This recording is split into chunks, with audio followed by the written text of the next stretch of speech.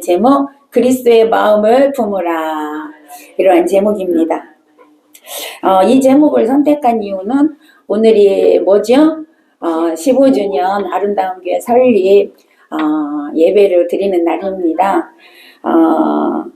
원래 창립일은 3월 7일이에요. 2010년 3월 7일인데 오늘 이제 주일날 드리니까 앞당겨서 드리게 된 것이죠. 15년 전에 저에게 하나님께서 저는 찬양 사역만 하고 싶었는데 하나님께서 또 이렇게 교회를 설립하라고 말씀하여 주시고 교회 이름은 아름다운 교회로 하라 라고 감동을 주셨고 표현은 그리스도의 마음을 품으라 이렇게 감동을 주셔서 순종하는 마음으로 15년 전에 시작을 했습니다. 미약하게 시작을 해서 지금 여기까지 왔는데 아직도 부족한 점이 너무 많고 미약하지만 그래도 하나님이 함께 하시기 때문에 우리는 감사함으로 나아가고 있습니다. 그래서 오늘 이 말씀 그때 주신 그리스도의 마음을 품으라 라는 그 표어를 가지고 오늘 다시 한번 또 그때를 생각하면서 하나님 주신 은혜를 나누려고 합니다. 우리가 이 말씀을 통하여 저와 여러분이 그리스도의 마음을 품고 예수님을 이렇게 닮아가는 삶이 되시기를 먼저 예수님의 이름으로 축복합니다. 본문은 사도 바울이 옥중에 있으면서 빌립보 교회에게 이제 편지를 보낸 내용입니다. 그 당시에 빌립보 교회의 성도들 간에 하나가 되지 못하고 이렇게 분쟁이 있었던 것 같습니다. 그래서 바울은 오늘 본문에서 성도들이 하나로 연합할 것을 오늘 말씀하고 있습니다. 사실 교회 공동체는 예수 그리스도의 한 몸으로 부르심을 받은 그런 자들의 모임입니다. 그래서 교회의 머리는 예수님이시고요. 우리는 예수님의 지체들입니다. 그러기에 몸의 지체가 하나 되듯이 교회 공동체는 반드시 하나가 되어져야 한다는 것이죠. 진실한 그런 사랑의 교제가 있는 공동체가 되어져야 한다는 것입니다. 그런데 오늘 빌립보 교회에 연합이 이루어지지 않고 있었기 때문에 서로 분쟁이 있다는 소식을 바울이 듣고 그것을 해결하려고 하는 그런 편지를 보내게 된 것이죠. 자, 바울은 오늘 본문을 통해서 크게 세 가지를 말씀하고 있는데 첫 번째는 성도들이 교회에서 교제할 때 중요한 것이 있다. 어떤 걸 가지고 교제를 나누어야 되느냐를 먼저 설명하고 있습니다. 1절 우리 다시 한번 보겠습니다. 빌립보서 2장 1절입니다. 시작.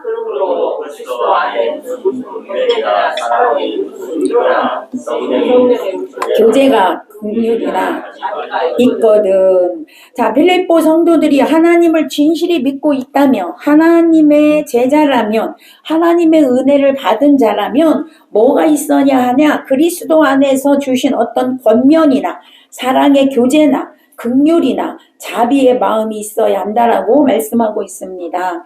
자, 교회는 첫 번째 뭐가 있어야 되냐? 성도는 뭐가 있어야 되냐? 그리스도 안에서 권면이 있어야 한다라고 말씀하고 있죠. 자, 권면이 뭐냐? 우리는 권면하면 어떤 상대를 가르치고 이렇게 뭐 책망하거나 이런 걸로 생각이 들지만 이런 권면이라는 말은 내 곁으로 부른다 이런 뜻이 있어요. 곁으로 부른다. 그러니까 누군가가 내 곁으로 오게 하는 게 권면이란 뜻이 있단 말이에요. 자, 내 곁으로 오게 하려니까 어떻게 해요? 내가 따뜻한 사랑을 줘야 되겠죠. 내가 차가운 내 곁에 오겠어요? 안 오죠. 그러기에 내 안에 따뜻한 그 마음이 있어야 된다는 거예요. 그래서 따뜻한 마음으로 품을 때 상대방이 내 곁으로 오게 된다는 것이죠. 그때 하나님의 말씀으로 어떤 그런 권면을 할 수 있고 책망도 또 할 수 있다는 것이죠. 그래서 하나님께서는 따뜻한 마음을 갖고 있어라. 이렇게 말씀하고 있는 것이죠. 자, 두 번째는 뭐가 필요하냐? 사랑의 위로가 있어야 된대요.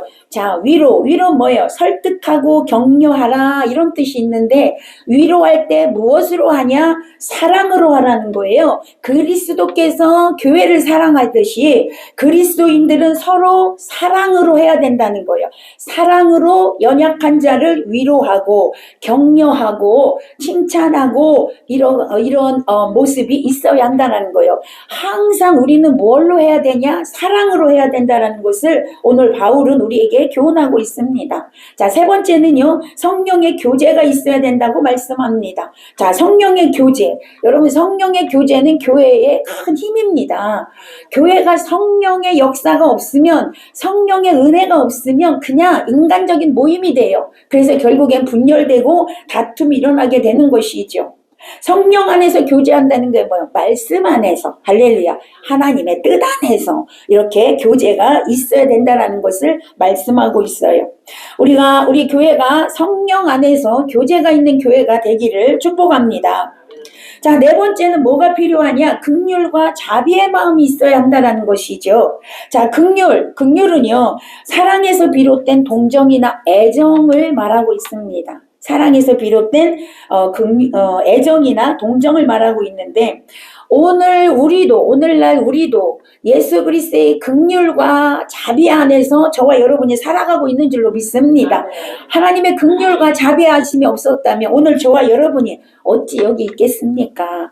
우리가 그 은혜가 없다면 우리의 성도의 교제가 없게 되는 것이죠. 베드로전서 3장 8절에 보니까 너희가 다 마음을 같이하여 동정하며 형제를 사랑하며 불쌍히 여기며 겸손하며 이렇게 말씀하고 있어요.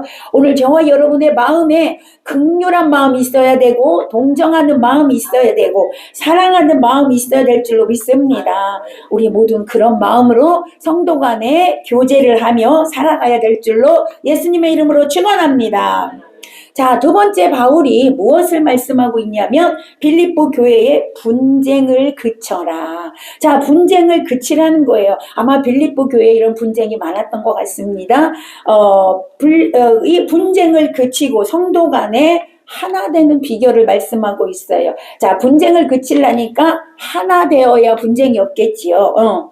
자, 그것을 말씀하는데 2절에서 3절 말씀하고 있어요. 함께 읽습니다. 시작.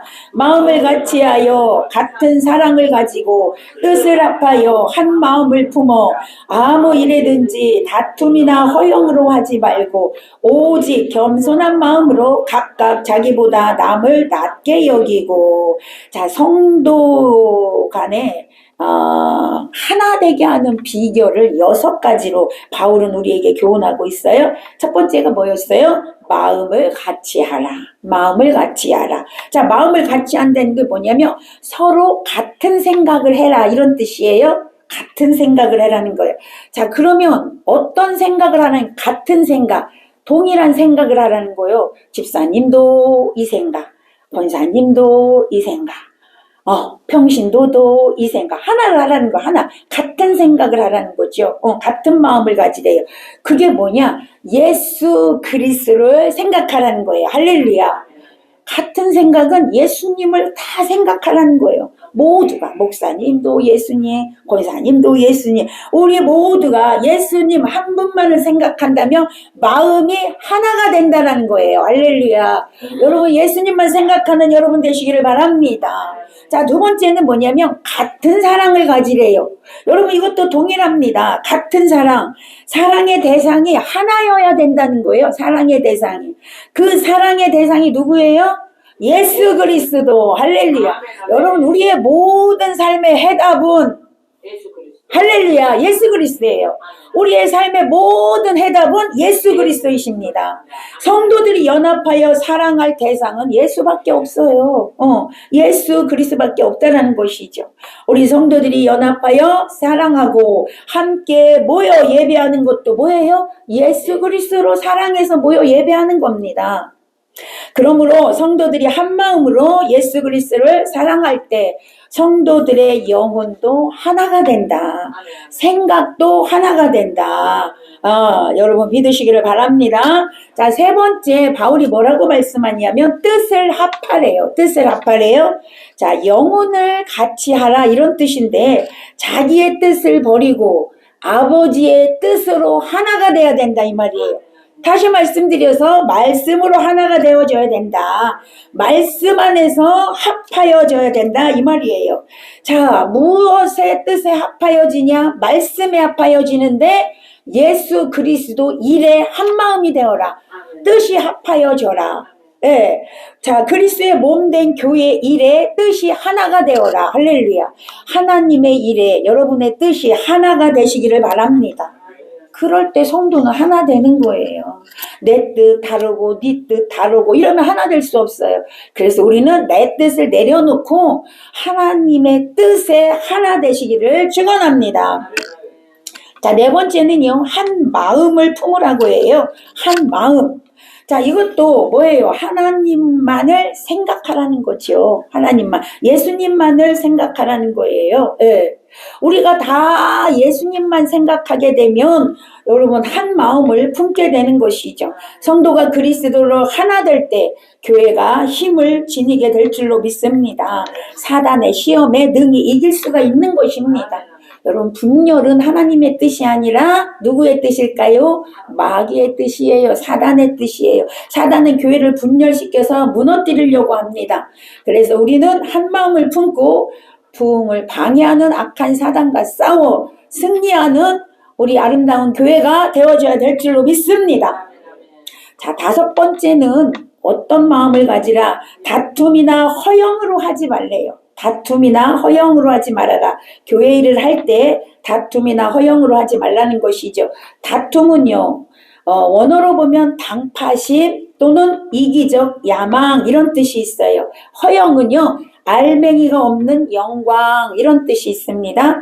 자, 허영은 뭐냐면 자기를 높이는 거예요. 자랑하는 것을 말합니다. 나를 막 드러내고 싶어. 나를 막 자랑하고 싶어. 이게 바로 허영이라는 것이죠. 자, 다툼 왜 생길까요? 다른 사람보다 나 자신을 먼저 내세우기 때문에 다툼이 생기는 거예요. 내 생각은 이렇습니다. 내 뜻은 이렇습니다. 그것을 막 관철하려니까 서로 다툼이 일어나는 거죠. 여러분 주의 일을 하는데 자기 자신을 높이고 헛된 영광을 추구할 때 다툼이 일어날 수밖에 없어요. 오늘 바울은 그것을 그쳐라 라고 말씀하고 있는 것이죠. 그런 일이 있으면 교회는 하나가 될 수가 없다라는 것이죠. 성도가 하나님의 일을 다툼이나 허영으로 한다면 그것은 신앙인이 아니라는 거예요. 성도는 세상에 속한 헛된 것들을 추구하지 말고 오직 하나님의 뜻만 받들어 그 뜻을 이루어 드리기를 소원하는 자가 되어져야 될 줄로 믿습니다. 그래서 내 뜻은 없고요. 오직 하나님의 뜻만 있어야 된다는 것이죠. 그럴 때 교회는 하나가 되겠지요. 자, 여섯 번째, 오직 겸손한 마음을 가지라고 그렇게 말씀하고 있습니다. 각각 자기보다 남을 낮게 여기는 마음을 가져라. 나보다 남을 우수하게 여겨라. 나보다 남을 높이 여겨라. 이런 뜻이잖아요. 성도가 하나 되기 위해서 어떤 마음을 가져야 되냐? 각자 겸손함을 가져야 될 줄로 믿습니다. 성도들이 각각 겸손한 마음을 가질 때 다툼은 없어지고 일치가 되는 거죠. 하나 되는 거예요. 여러분 교회는 어찌됐든 간에 성도가 하나 되어져야 합니다. 목사와 성도가 하나 되고 성도와 성도 사이가 하나 되어져야 돼요. 무엇으로 하나 되냐? 오직 예수 그리스도 말씀으로 하나 되어져야 된다 이 말이죠. 그래서 우리는요 다른 사람의 약점을 보는 것이 아니라 늘 다른 사람의 장점을 보고 다른 사람의 좋은 면을 보고 여러분 나보다 그 사람을 높게 여기고 인정해주는 그런 자가 되어줘야 될 줄로 믿습니다. 그래서 여러분 우리가 가져야 할 마음은 뭐냐? 여러분 다른 사람과 나는 틀린 게 아니고 다른 것이다. 근데 우리는 다 뭐라 그래? 틀렸다고 얘기해. 내 생각이 안 맞으면 틀린 거라고 해. 그러니까 다툼이 일어나는 거예요. 그러니까 분쟁이 일어나는 거예요. 여러분 틀린 게 아니고 다른 것이다. 각각 다른 거예요. 예, 그래서 뭐 해주시면 되냐? 인정해 주시면 돼요. 서로 인정하시고 예수 그리스도로 말씀으로 여러분 마음이 하나 되면 우리 아름다운 교회는 하나 되어져서 하나님의 일을 이루어가는데 일에 쓰임받게 될 줄로 믿습니다. 자, 마태복음 7장 3절을 보면 어찌하여 형제의 눈 속에 있는 티는 보고 내 눈 속에 있는 들보는 깨닫지 못하느냐. 주님이 그렇게 말씀하셨어요. 5절에 가서는 외식하는 자여 먼저 내 눈 속에서 들보를 빼어라. 그 후에야 밝히 보고 형제의 눈 속에서 티를 빼리라. 이렇게 말씀하고 있어요. 여러분, 형제에 있는 티를 보는 사람은 내 눈에 뭐가 있다고? 들보가 있대. 들보. 들보가 커, 티가 커. 들보가 크죠. 여러분, 그런데 내 눈에 들보는 보지 못하고 형제의 티만 본다는 거예요. 그래서 하나가 될 수 없다는 것이죠. 사랑하는 여러분, 사도 바울은요, 자신은 죄인 중에 괴수라고 고백했지요. 우리는 날마다 나는 죄인입니다. 나는 죄인입니다. 이것을 깨닫고 사는 자가 되어져야 한다는 것이죠. 여러분, 겸손한 자가 내가 죄인임을 깨닫게 되는 것이죠. 오늘 4절에서 보니까 성도들이 자기 일만 돌아보지 말고 다른 이들의 일을 돌아보라고 또 4절에서 권면하고 있습니다. 성도는 교회 내에서 자신의 이익과 은사를 살펴야 할 뿐만 아니라 타인의 이익과 은사를 잘 살펴서 서로를 포용하고 연합으로 일치를 이루어 가야 한다는 것이죠. 여러분, 목사의 기쁨이 뭘까? 여기 서 있는 담임 목사의 기쁨은 뭘까? 여러분을 바라보는 담임 목사의 이 기쁨은 뭐냐 이 말이에요. 여러분이 성경의 말씀대로 잘 믿고 그 말씀대로 살아가는 걸 볼 때 가장 큰 기쁨이라는 거예요. 자, 이 기쁨은 나의 기쁨일까요? 또한 하나님의 기쁨인 줄로 믿으시기 바랍니다. 그것을 하나님은 원하신다라는 것이죠. 오늘 저와 여러분은 나의 나됨이 주님의 은혜임을 알고 겸손한 마음으로 남을 나보다 낮게 여기며 섬기는 자가 되시기를 축복합니다. 자, 세 번째, 바울이 우리에게 교훈하는 것은 이제 결론적으로 말을 합니다. 가장 중요합니다. 결론적으로 뭐를 말씀하시냐면 지금 앞에 첫 번째, 두 번째 말씀을 드렸어요. 성도는 이래야 된다. 교회는 이래야 된다. 라고 바울이 이야기하면서 그런 삶을 살려면 어떻게 해야 되냐 이것을 말씀하고 있어요. 자, 그런 삶을 살기 위해서는 우리의 힘으로 되는 것이 아니라 그리스도의 마음을 품을 때 가능하다. 할렐루야. 결론이에요. 가장 중요하죠. 여러분, 그런 삶을 살고 싶다고 되는 게 아니라는 거예요. 여러분, 그런 마음을 다 품잖아요. 나도 그렇게 살고 싶습니다. 나도 그렇게 되고 싶습니다. 그렇게 하지만 여러분, 우리가 안 된다는 거죠. 우리 힘으로 되지 않아요? 비결은 뭐냐? 예수 그리스도의 마음을 품을 때 된다. 할렐루야. 5절입니다. 5절 시작. 너희 안에 이 마음을 품으라. 곧 그리스도 예수의 마음이니. 뭐래요? 이 마음을 품으래요. 어떤 마음을? 그리스도의 마음을 품으래요. 이것이 결론이에요. 그리스도의 마음을 품으면 지금 앞에 했던 모든 그런 일들이 다 이루어진다. 그렇게 살 수 있다라는 거예요. 자, 그러면 그리스도의 마음이 뭐냐? 이걸 알아야 될 거 아닙니까? 그리스도의 마음이 뭘까? 오늘 본문에서 다 말씀하고 있어요. 첫 번째, 그리스도는 자기를 포기하셨어요. 자, 6절 읽어봅니다. 6절 시작. 그는 근본 하나님의 본체시나 하나님과 동등됨을 취할 것으로 여기지 아니하시고. 자, 그리스도는요 근본 하나님이십니다. 하나님의 본체세요. 하나님과 동등된 분이세요. 그리스도는요 천지 만물을 창조하신 창조주 하나님이세요. 하늘에 있는 것이나 땅에 있는 것이 그분에 의하여 다 창조되었다라고 성경은 기록하고 있습니다. 요한복음 1장 1절에 보니까 태초에 말씀이 계시니라. 이 말씀이 하나님과 함께 계셨으니 이 말씀은 곧 하나님이시니라. 할렐루야. 말씀은 예수님이세요.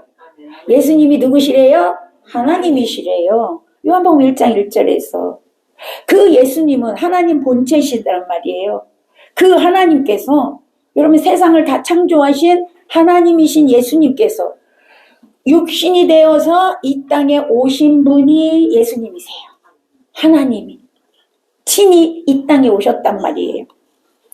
예수님은 친히 죄인의 옷을 입으시고 죄인이 되셨어요. 하나님이 그렇게 되신 거예요. 이렇게 하나님이시기를 예수님이 포기하시고 이 땅에 오셨어요. 그 하나님이심을 포기하니까 모든 권리가 사라졌어요. 이 땅에 오시면서 사라졌어요. 자기의 주장할 그런 권리, 소유, 자기의 모든 권세, 누릴 권세, 여러분 다 없어졌어요.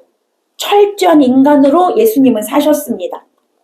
예수님 이 세상에 사실 때 자기 것이 하나도 없다 그랬어요. 그래서 기도할 때도 어떻게 해요? 하나님의 뜻대로 기도했어요. 이 세상에 살 때도 내 뜻이 아니고 하나님 뜻대로 사셨다고 했어요. 말씀하시는 것도 하나님 뜻대로 말씀하시고 예수님 자체 것은 아무것도 없다고 그렇게 말씀하셨어요. 그런데 우리는 어떻습니까? 그 예수님을 믿는, 그 예수님을 따라가는 제자라고 입으로는 말을 하는데 우리는 예수님처럼 사냐고요. 예수님은 다 포기하셨는데 우리는 물질도 포기 못합니다. 우리는 명예도 포기 못합니다. 적은 것이라도 손해보려고 하지 않습니다. 자기의 기득권 조금도 포기하려고 하지 않습니다. 예수님은 모든 거 다 내려놓고 자신을 버렸는데 우리는 그의 제자로서 그 삶을 살지 못하고 있다는 것이죠. 왜 그럴까?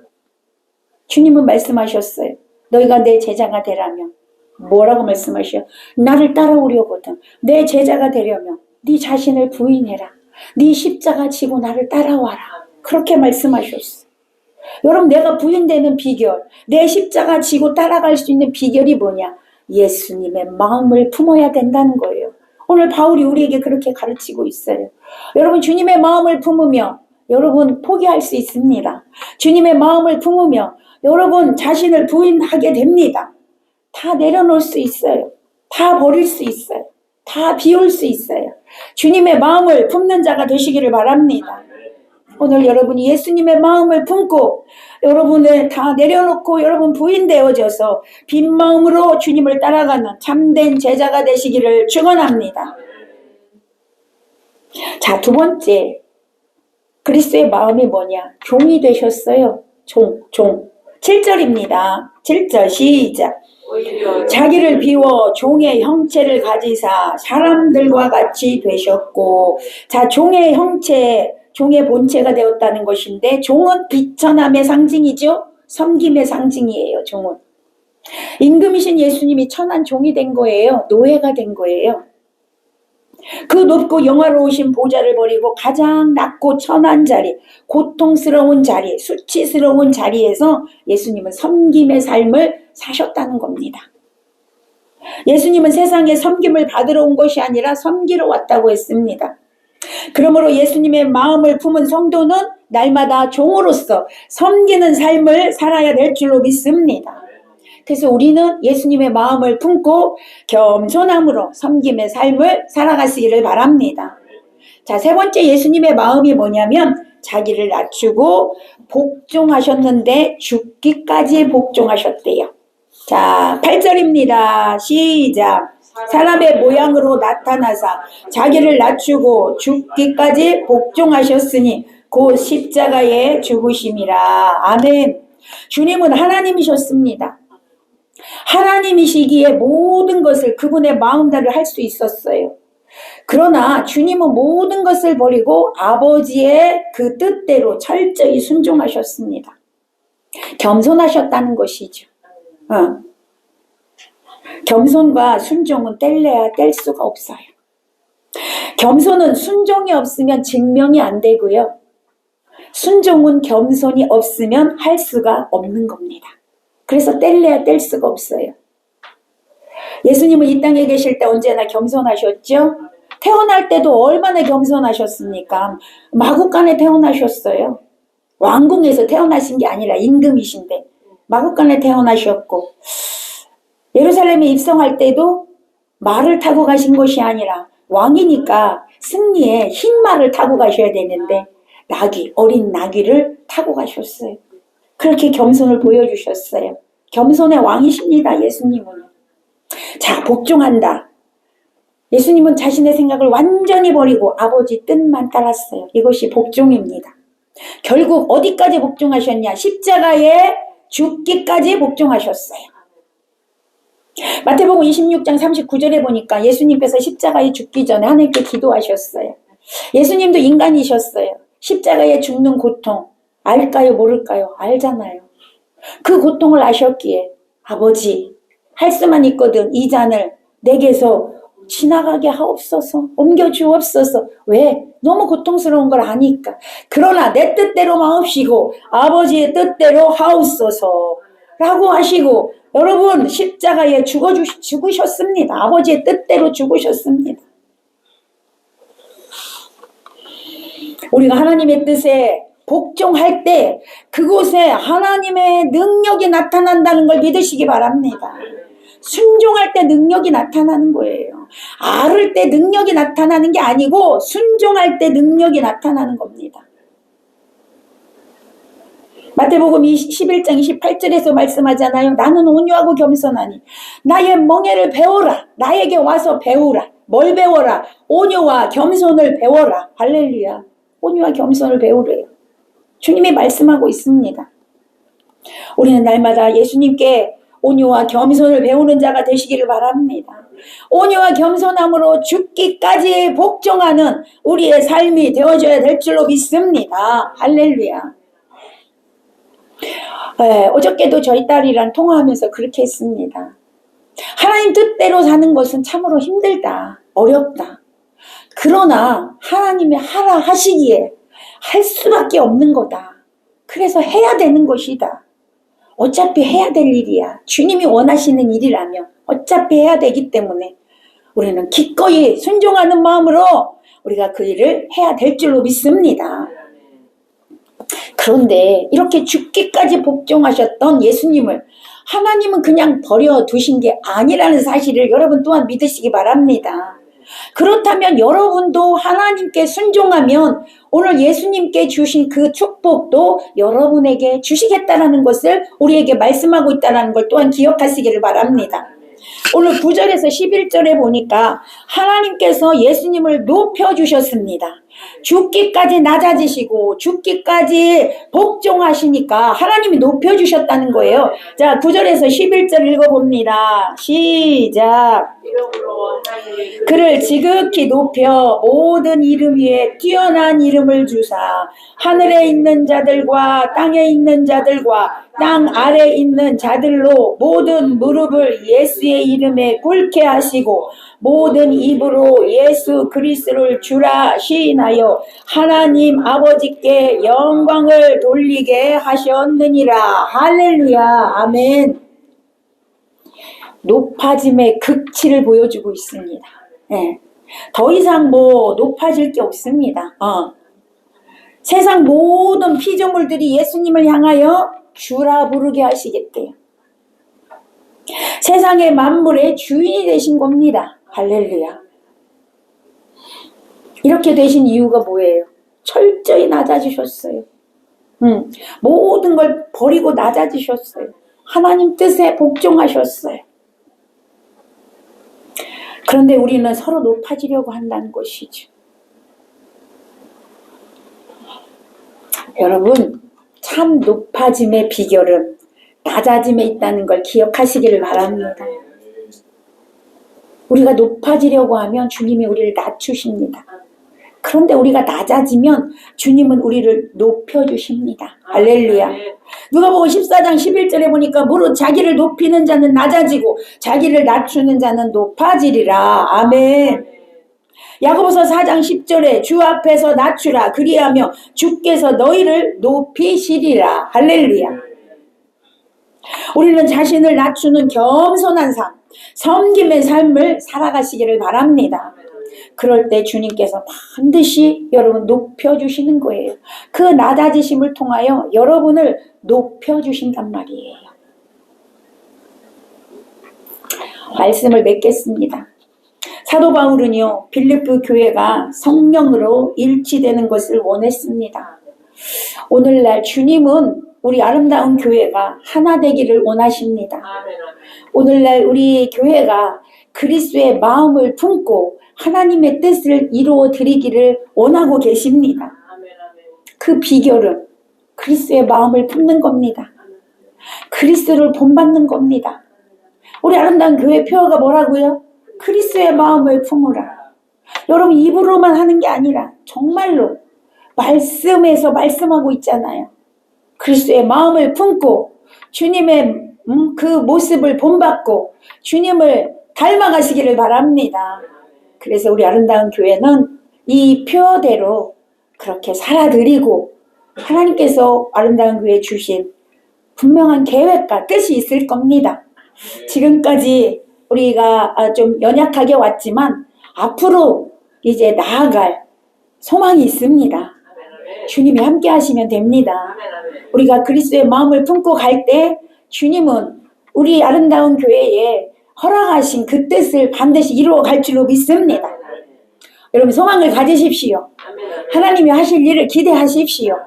여러분에게도 놀라운 은혜와 축복이 있게 될 줄로 믿습니다. 우리 모두 한 마음으로 그리스도의 마음을 품고 그 뜻을 이루어드리는 우리 아름다운 교회요 저와 여러분 되시기를 예수님의 이름으로 간절히 축원합니다. 아멘. 기도합니다. 할렐루야.